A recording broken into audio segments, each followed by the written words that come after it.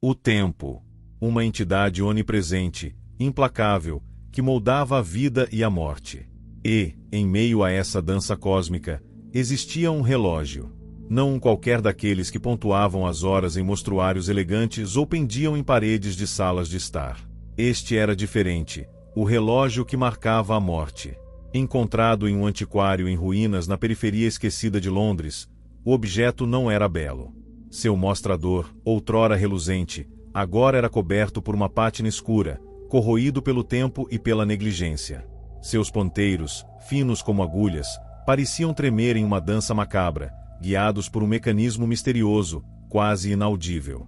Aquele artefato era tão estranho quanto a atmosfera que o envolvia. O antiquário, um labirinto de poeira e sombras, habitado por um velho rabugento chamado Silas, que parecia mais um espectro do que um ser humano. Eu, Elias Thorne, era um historiador com fascínio mórbido pelo desconhecido, pelas histórias obscuras e artefatos esquecidos. Aquele relógio, com sua aura sinistra e a lenda que o acompanhava, atraiu-me como uma mariposa à chama. Silas, com voz rouca e olhos penetrantes, contou a história com relutância. Dizia que o relógio não marcava as horas, mas a morte. Cada volta de seus ponteiros representava o fim de uma vida, um destino selado. A lenda dizia que o artefato fora construído por um relojoeiro enigmático, um alquimista obcecado pela imortalidade. Ele usará materiais proibidos e feitiços arcanos para criar um objeto que ligava o tempo à vida humana. Quem o possuísse veria o futuro, mas pagaria um preço terrível. A cada olhar, uma vida se extinguiria. Cético por natureza, mas seduzido pelo mistério, comprei o relógio por uma quantia irrisória. Silas alertou-me sobre as consequências, implorou para que eu o deixasse naquele antro de esquecimento. A curiosidade, porém, falou mais alto. Levei-o para meu apartamento, um local aconchegante repleto de livros empoeirados e mapas antigos. A princípio, o relógio não parecia diferente de qualquer outro. As horas passavam, os ponteiros se moviam, a vida seguia seu curso. Mas, com o tempo, comecei a notar algo estranho. Pequenas mudanças, detalhes sutis que gradualmente se tornaram perturbadores. Um dia, observei o relógio enquanto lia o jornal. De repente, o ponteiro dos segundos parou sobre o nome de um político proeminente.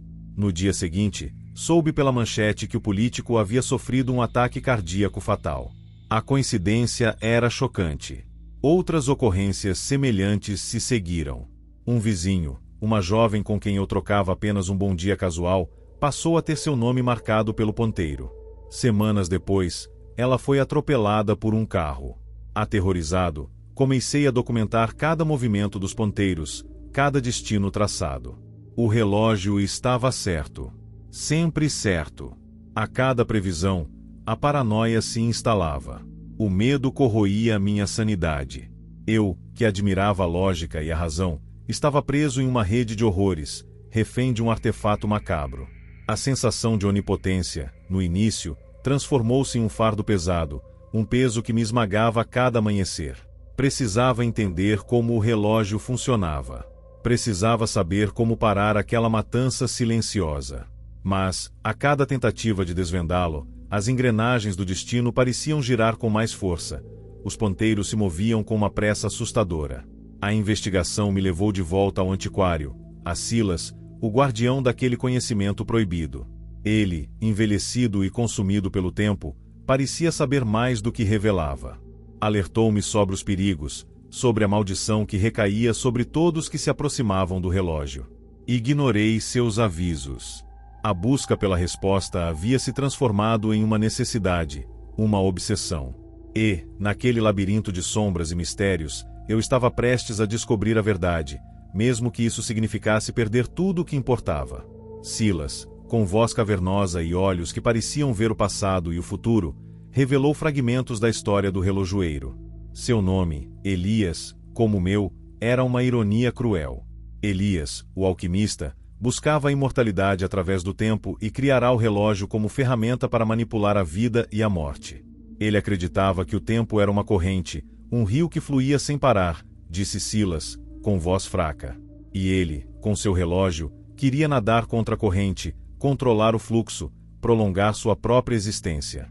O velho me entregou um livro encadernado em couro negro, cujas páginas amareladas revelavam diagramas complexos, símbolos arcanos e anotações ilegíveis. Era o diário do relojoeiro, a chave para desvendar o mistério. Mergulhei na leitura, obcecado em encontrar a resposta que me libertaria daquele pesadelo. As páginas descreviam o processo de criação do relógio, a alquimia por trás de sua operação. O relojoeiro usou metais raros, misturados com substâncias misteriosas, alimentados por uma energia sombria extraída de rituais proibidos. Cada componente tinha um propósito específico, conectado a um aspecto da vida humana. As engrenagens representavam os anos, os ponteiros as horas e o mostrador a própria existência. O diário também continha as instruções para desativar o relógio, um ritual complexo que envolvia a destruição de seus componentes principais, a desconstrução de sua essência. Mas exigia algo mais, a oferta de uma vida. O choque me percorreu. Para parar o relógio, eu precisaria sacrificar alguém. A ideia era hedionda, contra tudo o que eu acreditava.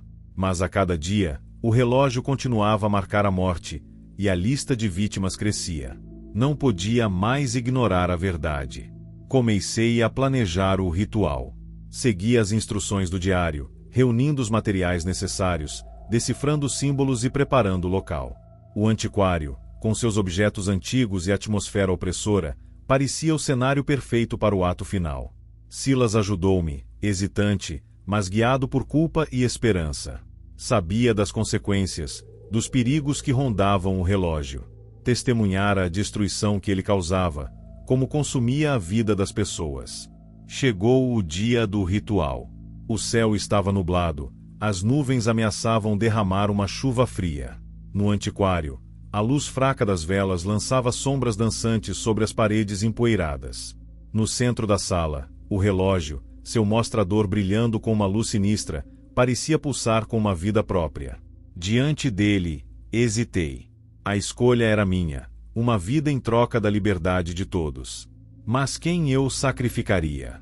Minha mente se encheu de rostos, os mortos, as vítimas do relógio. Mas eu não podia escolher. Não tinha o direito. De repente, o relógio tremeu. Seus ponteiros giraram em uma velocidade vertiginosa, marcando a data, a hora, o minuto da minha própria morte. Eu havia esquecido de um detalhe crucial. O relógio também marcava a vida de seu portador. O pânico tomou conta de mim. Tentei parar os ponteiros, mas era tarde demais. Eles se aproximavam do meu nome, da minha hora final. Silas, vendo minha aflição, tomou uma atitude inesperada. Com um grito, lançou-se sobre o relógio, agarrando-o com mãos trêmulas. Não posso deixar você fazer isso, disse, com voz embargada. Sei o que você está sentindo.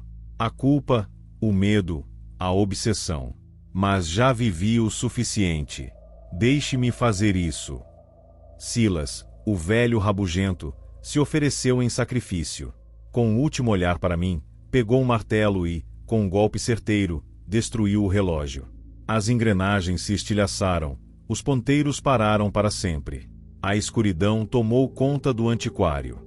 O silêncio foi quebrado apenas pelo som da chuva. Quando a poeira baixou, encontrei Silas caído aos meus pés, o rosto sereno. O relógio, seu pesadelo, havia finalmente terminado. Estava vivo. A destruição do relógio trouxe alívio indescritível. A sensação de onipotência, a paranoia, o medo constante, tudo desapareceu. O peso que me esmagava se dissipou. Mas a vitória teve um preço.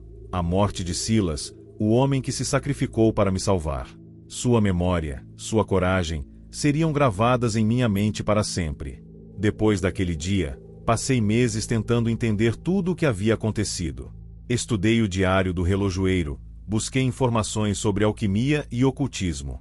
Descobri que o relógio não era apenas um artefato, mas um portal, uma conexão com uma dimensão obscura, onde o tempo e a morte se entrelaçavam de forma brutal. A experiência mudou minha vida. Deixei a academia, abandonei a busca por conhecimento superficial. Passei a me dedicar ao estudo da ética, da moral, da importância da vida. Criei uma fundação para ajudar vítimas de perdas trágicas, honrando a memória de Silas. O antiquário, que antes era um local de medo e angústia, tornou-se meu refúgio, um local de reflexão e paz. Limpei as paredes empoeiradas, organizei os livros e dei nova vida àquele lugar esquecido. Um dia, enquanto procurava algo nos escombros do relógio, encontrei um pequeno objeto escondido entre as engrenagens destruídas, um pingente em forma de ampulheta. No interior, havia uma substância escura, quase negra, que pulsava com energia tênue. Reconheci o objeto do diário do relojoeiro. Era a essência da vida, a energia que alimentava o relógio, a matéria-prima para a manipulação do tempo. Assustado, tentei me livrar do pingente, mas ele parecia grudar em minha mão, como se estivesse vivo. Tentei destruí-lo, mas era indestrutível. De repente, ouvi uma voz. Fraca, quase imperceptível, vinda do pingente. Você pensa que me destruiu? Que me venceu? Não sabe o que está por vir. A voz era fria, cruel, cheia de ódio. Era a do relojoeiro, aprisionado no pingente, esperando o momento certo para retornar. Sabia que a luta não havia terminado. O relógio fora destruído, mas a maldição, a obsessão pelo tempo, ainda vivia. E agora, estava mais próxima do que nunca. Com o pingente em minha mão, sabia que precisava aprender a controlar aquela energia, a combater a escuridão que ameaçava o mundo. A jornada estava longe do fim, e eu, Elias Thorne, estava novamente preso na teia do tempo e do mistério. A partir daquele dia, minha vida tornou-se uma constante batalha. Uma luta para proteger a humanidade da ambição do relojoeiro e dos perigos nas sombras do tempo. A cada dia, me preparei para o confronto final, sabendo que a contagem regressiva nunca pararia. O relógio que marcava a morte, de alguma forma, continuava a pulsar em mim, lembrando-me que o tempo, com sua dança implacável, sempre teria a última palavra. E eu, o historiador, o guardião, estaria pronto para enfrentá-lo até o último segundo.